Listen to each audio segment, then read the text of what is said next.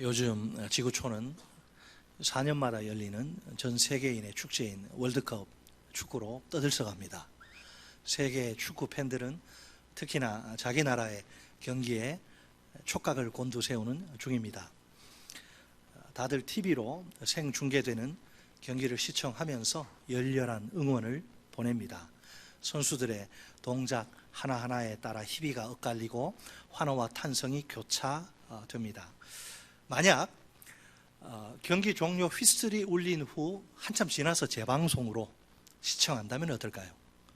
이미 결과를 다 알고 있으니까 굳이 숨 죽여가며 초조하게 응원할 필요가 없겠지요. 그렇죠? 긴장감이나 집중도가 이 생중계와는 비교할 수 없을 만큼 뚝 떨어질 게 분명합니다. 다니엘의 활동 무대 속에서 제작된 한 편의 따끈따끈한 한 편의 다큐멘터리가 있다 칩시다. 그 다큐멘터리의 시청자인 동시대 사람들은 장차 역사가 어떻게 흘러갈지를 모릅니다. 그러다 보니 상황의 변화에 따라 다양한 반응을 보입니다. 기뻐하기도 하고 슬퍼하기도 합니다. 혹은 희망을 외치기도 하고 땅이 꺼져라 장탄식의 한숨을 내쉬기도 합니다. 만일 역사의 결말이 해피엔딩이라는 사실을 안다면 어떨까요? 쉽게 막 슬퍼하거나 좌절에 풍덩 빠지지는 않겠지요. 오늘날 우리의 삶이 여러 가지로 참 힘들고 어렵습니다. 여기저기서 한숨과 탄식이 쏟아지는 중입니다.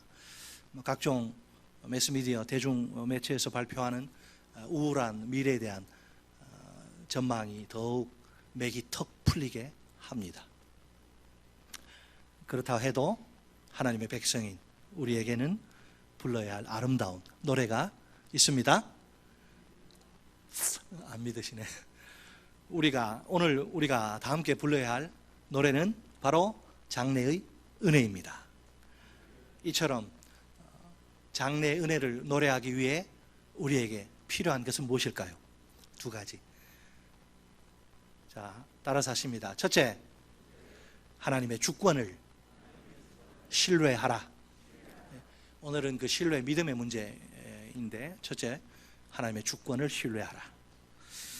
다니엘 9장에는 다니엘의 기도와 또 그 기도에 대한 응답이, 하나님의 응답이 나오죠. 다니엘이 이스라엘 공동체를 대표해서 하나님께 기도를 드립니다.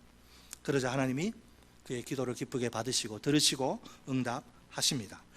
먼저 본문 1절로 2절을 보면 다니엘의 기도의 출발점이 뭐냐? 예레미야의 70년 예언입니다. 이 예언은 예레미야 25장과 29장에 등장합니다. 예레미야 25장에 따르면 이 땅의 민족들은 70년 동안 바벨론 왕을 섬겨야 합니다. 그 70년이 다 차면 바벨론이 그들의 죄악에 대해 벌을 받아 영영 사람이 살 수 없는 황무지가 됩니다. 예레미야 29장에 의하면 바벨론에서 70년이 차면 하나님이 자신의 약속을 이루어 주십니다. 유대인 포로들을 고국으로 데려오시리라는 그 약속 말입니다. 분명히 이 예언은 BC 539년에 바사왕 고레스가 내린 칙령으로 성취된 것 같습니다. 그렇게 보여요. 바벨론이 멸망을 당하고 또 유대인 포로들에 대한 본토 귀환 명령이 떨어진 상황이니까요. 하지만 유다의 운명은 크게 바뀐 것이, 달라진 것이 없습니다. 유다의 완전한 해방과 회복은 여전히 까마득하기만 합니다. 더욱이 환상을 생각하면 막 속이 뒤집어지고 한숨만 푹푹 나올 지경입니다. 바벨론에 의해 파괴된 성소, 잿더미 된 이 성소가 먼 미래 또 다른 세상 권력에 의해서 유린된다 하니까요. 또 무너지고 짓밟힌다 하니 바벨론의 멸망이 유다의 온전한 구원으로 이어지지 않는 현실인 셈이죠. 만약 우리가 다니엘의 입장이라면 어떨까요? 정말 바벨론의 멸망이 유쾌, 통쾌, 상쾌한 바벨론의 멸망이 예레미야의 70년 예언의 부분적인 성취에 불과하단 말입니까? 도대체 그 완전한 성취를 맛보려면 언제까지 더 가슴 졸이며 애타게 기다려야 하는 걸까요? 답답한 마음에 다니엘은 70년 예언의 진정한 의미를 알려고 금식하며 기도합니다. 다니엘의 기도에는 4개의 동사가, 중요한 동사가 그 모습을 드러냅니다. 20절 보면 말하다와 기도하다와 자복하다와 간구하다입니다. 이 동사들은 시제가 모두 현재 분사인데 행위의 동시성이 강조됩니다. 말하고 기도하고 자복하고 간구하는 4가지 동작이 동시에 이렇게 한꺼번에 일어난 것이죠. 지금 이 순간에 말하고 기도하며 자복하고 간구하는 중이란 것이죠. 놀랍게도 기도를 보면 다니엘이 아직 기도하는 중인데 하나님이 벌써 그의 기도에 응답하십니다. 뭔가 좀 이상하지 않습니까? 아니, 아직 기도가 다 끝나지도 않은 시점인데 벌써 응답이 주어지다니요. 하나님이 기도의 응답을, 기도의 그 내용을 다 이렇게 들으신 후 응답하셔도 되지 않습니까? 보통은 그렇게 응답하시는 게 정상입니다. 일반적이죠. 자, 일반적으로 기도가 응답되는 데에는 시간이 걸리기 마련입니다. 테이크 타임이죠. 시간이 걸리기 마련이라. 뭐 하루 혹은 뭐 일주일 혹은 한 달 혹은 1년 혹은 5년 혹은 10년 등등입니다. 아주 급할 때는 지금 빨리 차 타고 나가야 되는데 키가 없어. 주희야 키 보여주세요 하면 번쩍 보일 수도 있고. 하여튼 시간이 걸려요. 시간이. 정확히 그러면 시간이 이렇게 어느 정도 걸릴지 뭐 일률적으로 말할 수도 없고 이게 아무도 장담할 수가 없습니다. 그래도 하나님의 뜻대로 하는 그 모든 기도에는 한 가지 공통점이 있습니다. 이게 뭐예요?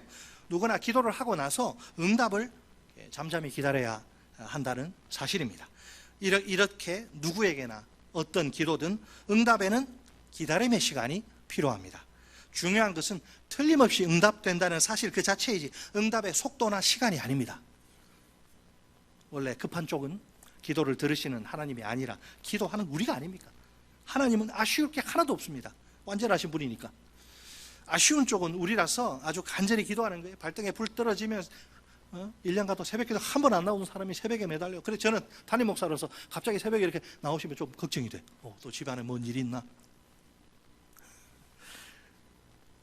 우리가 급하면 진짜 뭐라도 이렇게 매어 달리듯이 막 너무나 아쉽기 때문에 아주 간절히 기도하는 거죠. 뭐 내가 사는데 뭐 기도 안 해도 뭐 이렇게 지장 없는데 뭐 그러면 굳이 뭐 힘써 뭐 금식 기도, 새벽 기도 뭐 하라 합니까? 안 하죠.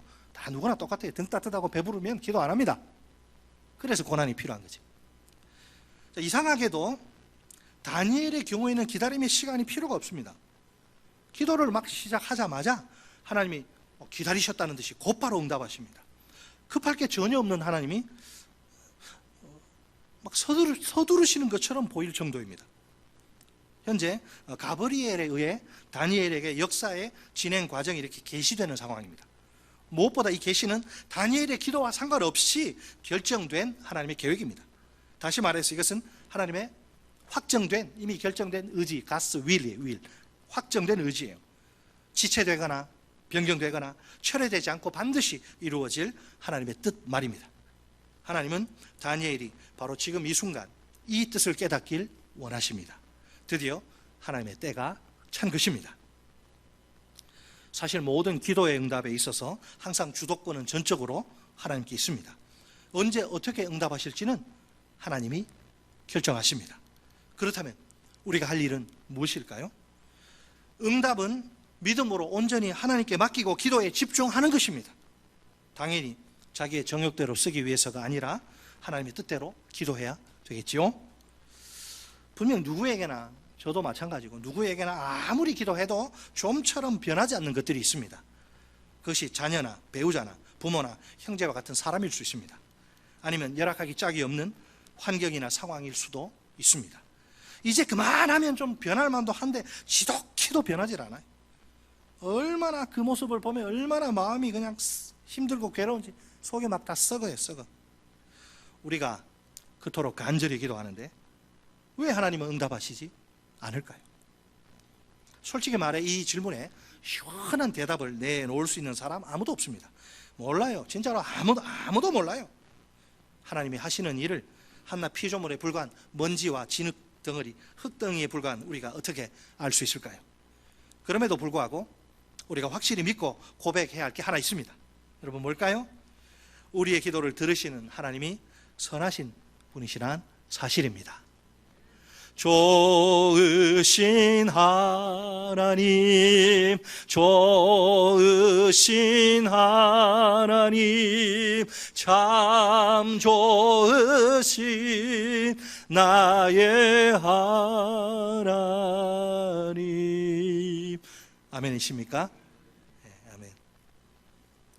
하나님이 항상 언제나 내게 좋으신 분.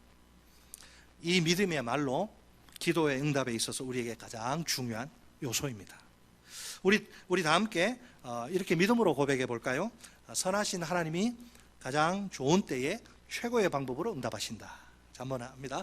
선하신 하나님이 가장 좋은 때에 최고의 방법으로 응답하신다. 믿습니까? 우리가 기도할 때마다 붙들어야 할 것은 하나님의 때와 그분의 방법이다. 자, 우리 따라서 하십니다. 우리가 기도할 때마다 붙들어야 할 것은 하나님의 때와 그분의 방법이다.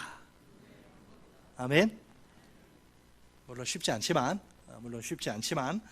우리가 기도할 때 자신의 때와 방법을 고집하지 말아야 합니다. 그냥 전부 몽땅 다 내려놓고 믿음으로 기도해야 합니다. 그럴 때 우리 마음속에 참된 자유와 평안이 물밀듯 밀려옵니다. 결국 우리가 신뢰해야 할 하나님의 주권은 기도의 영역에도 적용되는 진리입니다. 따라서 하십니다. 둘째, 하나님의 약속을 신뢰하라. 하나님의 주권과 함께 가는 게 하나님의 약속입니다. 약속을 신뢰하라. 다니엘이 하나님 앞에서 기도를 시작할 즈음에 명령이 가브리엘에게 내리죠. 하나님이 가브리엘을 메신저로 선택하셔서 다니엘을 위한 메시지를 주신 겁니다. 그래서 가브리엘은 그 하나님의 메시지를 들고 다니엘에게 옵니다. 우선 가브리엘은 자신이 왜 왔느냐, 다니엘에게 온 목적을 밝힙니다. 그것은 그에게 뭘 주기 위해서? 지혜와 총명을 주기 위해서입니다. 원래 예레미야의 이 70년 예언을 곰곰이 생각하고 연구하는 주체는 다니엘입니다. 그렇다 해도 다니엘에게 신적 계시가 절실히 필요합니다. 왜요? 그가 스스로의 힘으로 그 예언을 깨닫는 건 불가능하기 때문입니다. 따라서 깨달음이 신적 계시를 통해 그에게 주어집니다. 예레미야의 70년 예언은 본질적으로 하나님의 계시에 속합니다. 이런 예언은 오직 계시의 빛에 의해서만 온전히 깨달을 수 있습니다. 자, 그러면 다니엘이 깨달아야 할 환상의 의미는 무엇일까요? 본문 24절로 27절이 이 질문에 대한 대답을 제공합니다. 이제 가브리엘은 예레미야의 70년 예언의 의미를 풀어줍니다. 우리 다 같이 본문 24절 말씀 한 절 한 목소리로 읽겠습니다. 시작. 내 백성과 내 거룩한 성을 위하여 이른 이래를 기한으로 정하였나니 허물이 그치며 죄가 끝나며 죄악이 용서되며 영원한 의가 드러나며 환상과 예언이 응하며 또 지극히 거룩한 이가 기름 부음을 받으리라. 아멘. 여기서 결정적으로 중요한 단어는 뭘까요? 24절에 기한으로 정하였나니, 그리고 26절의 마지막에 작정되었느니라. 역사의 주관자이신 하나님이 이른 이래를 기한으로 정하셨다는 사실이 중요합니다. 하나님의 절대 주권이 또 빛을 발하는 순간입니다. 한 해가 1년이 1해로, 곧 주간의 해로, 즉 7년으로 계산돼요. 그러면 70년이 1은 77이 49, 490년으로 이렇게 확장이 되었죠. 1은 77, 490년으로 확장이 되는데, 이처럼 하나님이 기한을 정하신 목적은 내 백성과 내 거룩한 성을 위해서입니다. 한마디로 말해 하나님의 백성인 이스라엘을 위해서입니다. 하나님은 이스라엘을 위해서 여전히 일하시는 분입니다. 자, 여기에 24절에 6개의 동사가 차례로 이렇게 나오는데, 이 동사들을 사용해서 이른 이래의 마지막에 성취될 일들을 간략히 기술합니다. 여기 허물과 죄와 죄악은 동의어, 똑같은 말이고요. 죄악의 시대가 끝나고 새로운 시대가 이제 온다는 거예요. 영원한 의는 뭐냐? 죄가 제거되는 그런 차원에서 생각할 수 있습니다. 그러니까 이스라엘에 대한 하나님의 의로움을 뜻하죠. 이렇게 이스라엘에 행하신, 하나님의 행하신 모든 일들을 통해서 하나님의 의, 하나님의 의로움이 분명히 선포되는 거예요. 그리고 이 환상과 예언은 1차적으로는 예레미야의 예언을 가리킵니다. 한 걸음 더 나아가 좀 넓게는 종말에 관한 모든 예언을 포함합니다. 환상과 예언이 이제 그대로 실현되는데, 그래서 이것이 정말 진실이구나, 이게 확증됩니다. 또 여기 지극히 거룩한 이것은 가장 거룩한 곳이라고 봐야 합니다. 원래는 이게 지성소를 뜻하지만 여기서는 성소를 가리킵니다. 그렇다면 성소의 기름 부음은 뭐냐? 성소의 봉헌, 하나님 앞에 바치는 성소의 봉헌을 의미합니다. 이제 나중에 역사를 보면 안티오코스 4세에 의해서 성소가 더럽혀집니다. 이 성소가 유다 그 저항군의 리더인 마카비에 의해서 회복이 되고 다시 여호와께 이제 봉헌이 돼요. 앞으로 이 역사가 그렇게 흘러갑니다. 계속해서 본문 25절 27절의 내용이 좀 어려운데, 세 주기의 기간이 이렇게 주어집니다. 첫째 주기는 7일인데 예루살렘을 재건하라는 말이 내린 때부터 기름 부음을 받은 자가 일어나기까지의 기간입니다. 이 말은 다리오 왕 원년에 가브리엘을 통해 다니엘에게 주어진 하나님의 계시입니다. 본래 이 기름 부음의 의식은 왕과 제사장에게 적용되죠. 그래서 여기 기름 부음 받은 자가 누구이냐 불분명합니다. 스룹바벨과 함께 성전 재건을 주도한 대제사장 여호수아라고 하기도 하고요. 분명하지 않아요. 자, 둘째 주기는 언제냐? 7일의 다음에 올 시대인데 뭐라고 말합니까? 62일에입니다. 재건된 예루살렘에 이제 그 기간에는 어떻게 해요? 많은 주민이 정착해서 정상적으로 이제 생활하게 됩니다. 그래서 이제 사람들이 모이는데 또 광장이 필요하니까 광장도 마련하고, 또 외적으로부터 그 침입으로부터 성과 성민을 이제 보호하기 위해서 주변의 성 주위에 이렇게 둘러가면 해자를 이렇게 설치합니다. 외부의 이제 위협으로부터 벗어나서 사회적으로 경제적으로 활발하게 이렇게 삶이 막 돌아가는 거예요. 자, 그렇지만 사실은 뭐라고 이야기합니까? 여기 25절에 그 밑에 보면 62일에가 뭐예요? 곤란한 동안입니다. 곤란한 동안. 사실은 이렇게 제대로 뭔가 돌아가는 것 같은데 가만히 보니까 평안이 보이지 않는 곤란한 시대, 힘든 시대라는 거예요. 셋째 주기는 이제 62일에가 지나면 뭐가 옵니까? 마지막 한 일에, 62일에 다음에 올 시대로서 마지막 한 일회입니다. 이 부분은 좀 묘사가 굉장히 실감나고 좀 살벌한데, 악이 막 기승을 부리고 성도들이 막 죽음의 고난을 당하는 그런 고통의 시기입니다. 이 시기에는 기름 부음을 받은 자가 끊어져 없어질 것입니다. 장차 한 왕의 백성이 와서 그 성읍과 성소를 무너뜨릴 것입니다. 그의 마지막은 홍수에 휩쓸림 같을 것입니다. 또 끝까지 뭐가 있을 것이라? 전쟁이 있을 것인데 황폐할 것이 이제 작정된 상황입니다. 성도들 입장에서 한번 이 기간을 지난다 생각해 보세요. 그야말로 견디기 벅찬 고통에 정말 죽을 것 같은 그런 세월이겠죠. 자, 그럼에도 불구하고 한 가지 소망이 있는데, 이 고난의 시기가 딱 이렇게 정해져 있다는 사실입니다.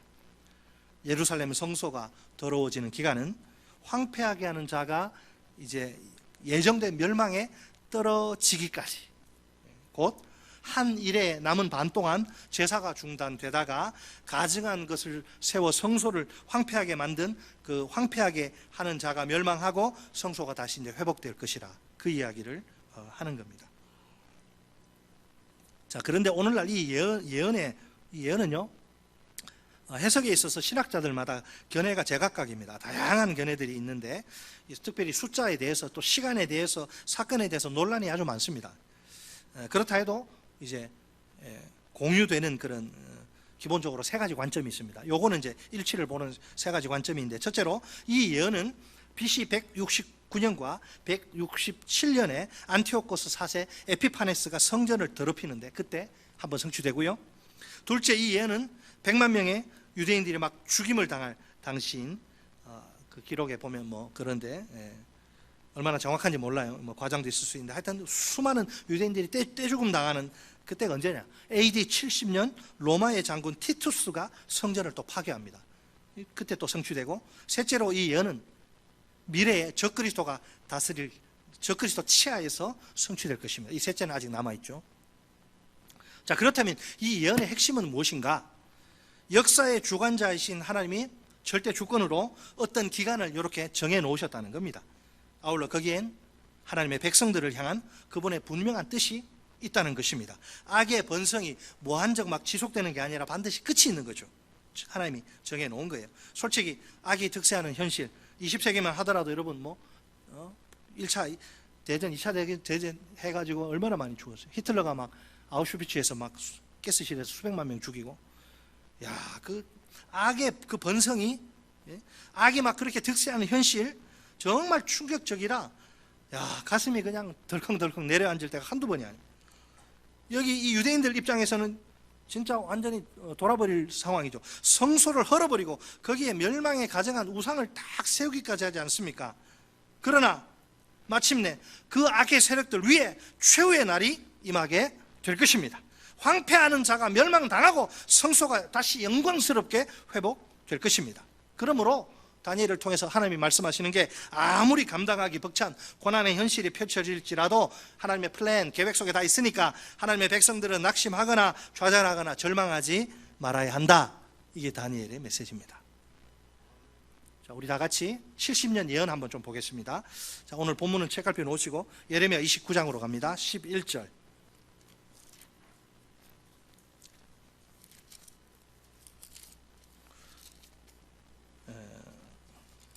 예레미야 29장 11절 1096쪽입니다. 우리가 아무리 힘들다 해도 이 유대 포로들만큼 힘들겠습니까? 1096쪽 예레미야 29장 그 11절입니다. 같이 시작. 여호와의 말씀이니라. 너희를 향한 나의 생각을 내가 아나니 평안이요 재앙이 아니니라. 너희에게 미래와 희망을 주는 것이니라. 아멘. 자, 너희를 향한 나의 하나님의 생각이 있어요. 근데 너희는 알아요, 몰라요? 몰라요. 하나님만 알아요. 이 사람들은 재앙이라고 하는데 아니래요. 평안이래요. 미래와 희망이래요. 자, 이거를요 21세기 오늘 우리 시각으로 보면 이게 마음에 별 와닿지가 않아요. 피부에. 자, 요 시대로 우리가 다시 돌아가서 이런 상황이에요. 아주 기가 막힐 정말 살 수 없는 상황입니다. 어떤 상황? 바벨론의 포로로 끌려와 있던 유대인들의 입장에서 이 말씀을 생각해 봅시다. 자기 가족 중에 몇 명이나 살았는지 몰라. 거의 아버지 죽고 어머니 죽고 삼촌 죽고 막 그들이 마주해야 하는 현실은 상상을 초월할 정도로 비참하기 짝이 없습니다. 바벨론 군대 그 사나운 말발굽에 짓밟혀서 나라가 완전히 거덜나고 완전히 망하고 나라가 문을 닫은 실정입니다. 지구상에서 사라졌어요. 예루살렘 그 성과 성전, 거룩한 성과 성전은 철저히 파괴되어 다 불타버린 잿더미가 돼요. 그 참혹한 살육과 약탈과 방화 속에서 겨우 구사일생으로 간신히 살아남은 자들의 형편은 또 어떻습니까? 일부는 비천한 자들은 남겨두고 그 사람 살 수 없는 땅에 남겨두고 나머지 좀 괜찮은 사람들 다 데려가요. 뭐냐면 타국 땅 바벨론으로 개처럼 끌려가서 찌찍 맞으면서 포로 생활을 합니다. 이제껏 그들의 아브라함의 자손이 얼마나 자부심이 강했습니까? 그들의 삶을 지탱하던 기둥들, 대표적인 세 개의 기둥이 다 무너지고 만 상황 아닙니까? 성전, 제사, 율법 폐기 처분된 것이나 마찬가지입니다. 기능을 할 수가 없어 더 이상. 그러다 보니 살아도 사는 것이 아니라 죽은 목숨과 다를 바 없습니다. 그래도 차마 질긴 목숨 죽을 수는 없어서 마지못해 사는 불쌍한 인생들입니다.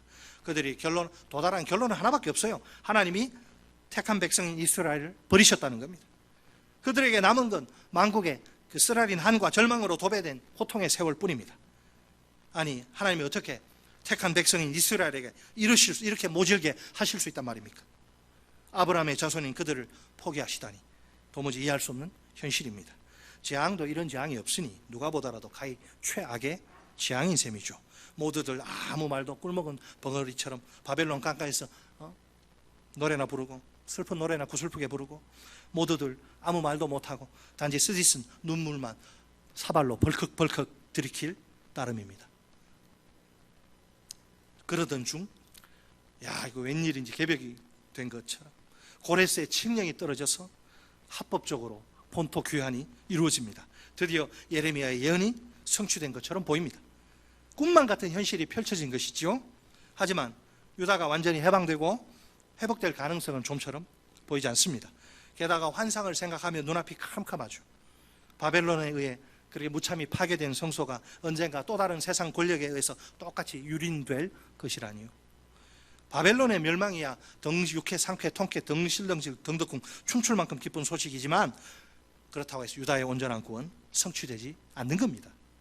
아니 도대체 얼마나 더 기다려야 한단 말입니까? 그러나 여기에 하나님의 백성을 향한 그분의 생각이 있습니다. 그 생각은 오직 단 한 분 하나님만이 아십니다. 이스라엘은 죽었다 깨어나도 모릅니다. 한마디로 말해 복된 계획입니다. 하나님은 바벨론 포로들은 우리를 하나님이 버리셨다 말하지만 하나님은 바벨론 포로들을 단 한순간도 잊으신 적이 없습니다. 그분은 그들을 영원히 버리지 않으실 것입니다. 그들을 위한 하나님의 플랜, 청사진은 재앙이 아니라 번영입니다. 미래에 대한 희망을 주시려는 것입니다. 분명 현재 이스라엘 백성들은 자기들의 미래를 알지 못합니다. 단지 눈에 보이는 이 처참한 현실이 전부일 뿐입니다. 하지만 하나님은 그들의 미래를 전부 다 훤히 알고 계십니다. 왜? 그 미래를 친히 세팅하신, 결정하신 분이시니까 너무나 당연합니다. 그들을 향한 하나님의 계획은 선할 뿐만 아니라 소망이 가득합니다. 사랑하는 성도 여러분, 다니엘서가 있고 골치 아파 이야기 힘드는데 이것이 단지 다니엘 시대 유대 포로민들에게만 해당되는 저스트 그들의 이야기일까요? 절대로 그렇지 않습니다. 이것은 시간과 공간을 훌쩍 뛰어넘어 모든 시대와 모든 지역에 사는 모든 하나님의 백성들에게 똑같이 적용되는 스토리입니다. 그렇다면 21세기 대한민국 땅에서 사는 하나님의 백성인 우리를 위한 우리의 이야기입니다. 다시 한번 강조하지만 하나님은 자신의 백성을 향한 백성을 위한 계획을 가지고 계십니다. 물론 오직 하나님만이 알고 계시는 계획입니다. 오늘도 하나님은 그 청사진 마스터 플랜에 따라 우리의 삶을 인도하십니다. 우리 성경 구절 하나 보겠습니다. 잠언 3장 5절로 6절.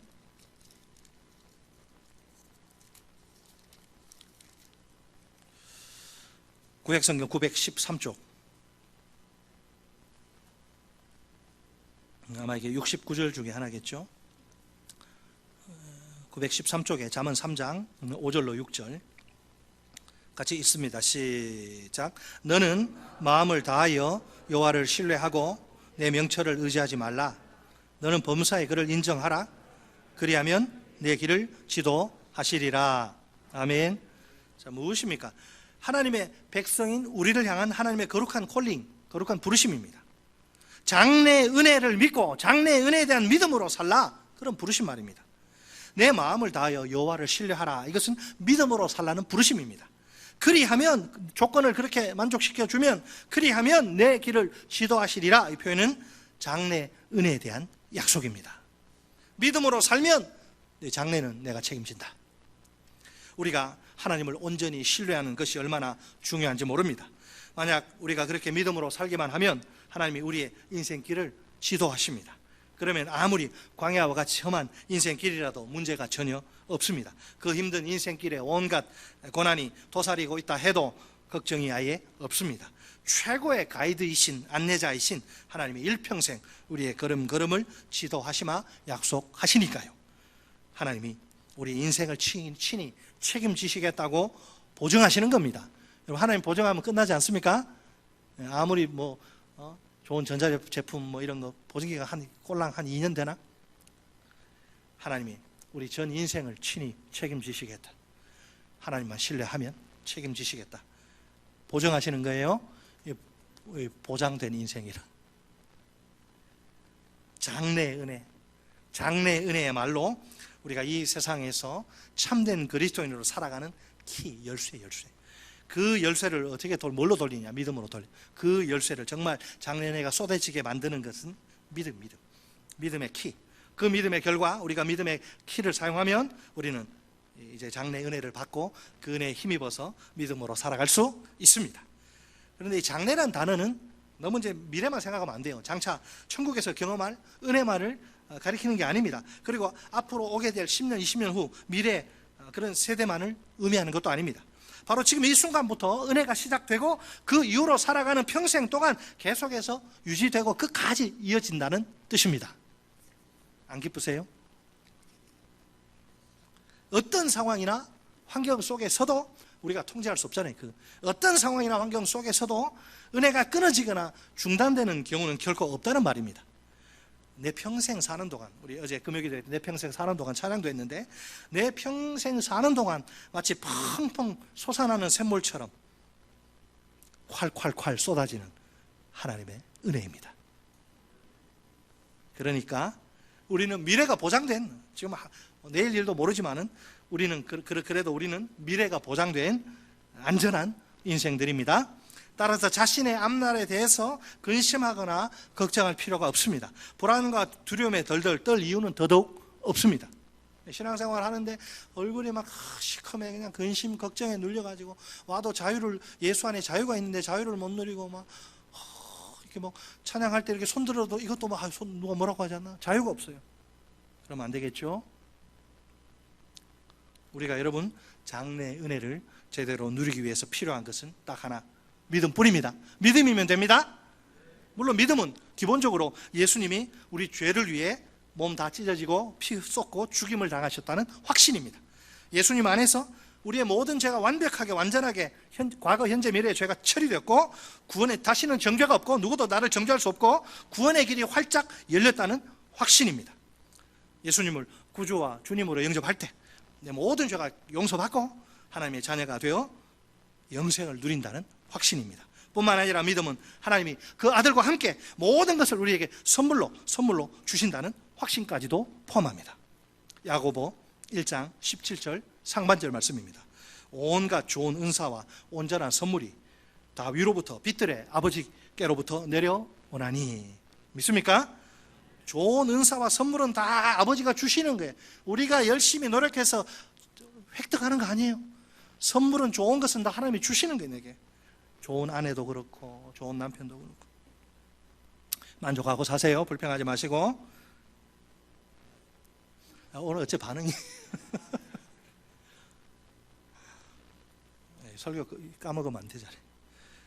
자, 하나님이 그분의 아들 예수 그리스도 안에서 우리를 위해 행하시겠다, 이렇게 철석같이 약속하신 축복들이 참 많습니다.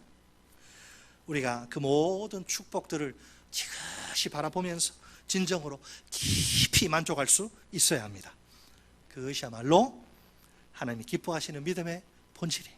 하나님이 좋은 거 다 주셨어요. 성경에 나옵니다. 그거 보면서 내 영혼이 만족합니다. 주님 한 분만으로 만족합니다. 내게 이 엄청난 선물을 주셨으니 나는 세상에 어떤 것이 부럽지 않습니다. 이게 믿음이라. 이게 믿음의 본질. 사랑하는 성도 여러분, 일평생 우리가 불러야 할 아름다운 노래는 바로 장래의 은혜입니다. 그 어떤 열악한 상황도, 아니 최악의 환경도 우리 영혼 속에서 폭발하는 이 노래를 빼앗을 수는 없습니다. 과연 오늘 우리에게 평생토록 소리 높여 부를 장래의 은혜가 있습니까? 우리 모두 하나님의 주권을 신뢰합시다. 선하신 하나님이 가장 좋은 때에 최고의 방법으로 하나님의 영광이 가장 위대하게 선포되는 그때, 가장 좋은 때 그 방법으로, 최고의 방법으로 응답하십니다. 우리가 기도할 때마다 잊지 말고 꼭 붙들어야 할 것은 하나님의 때와 그분의 방법입니다. 우리 함께 하나님의 약속을 신뢰합시다. 우리가 장래의 은혜에 대한 하나님의 약속을 붙들고 믿음으로 살면 됩니다. 그러면 하나님이 우리를 향한 그 놀라운 계획 속에서 우리의 삶의 걸음을 정확하게 인도하십니다.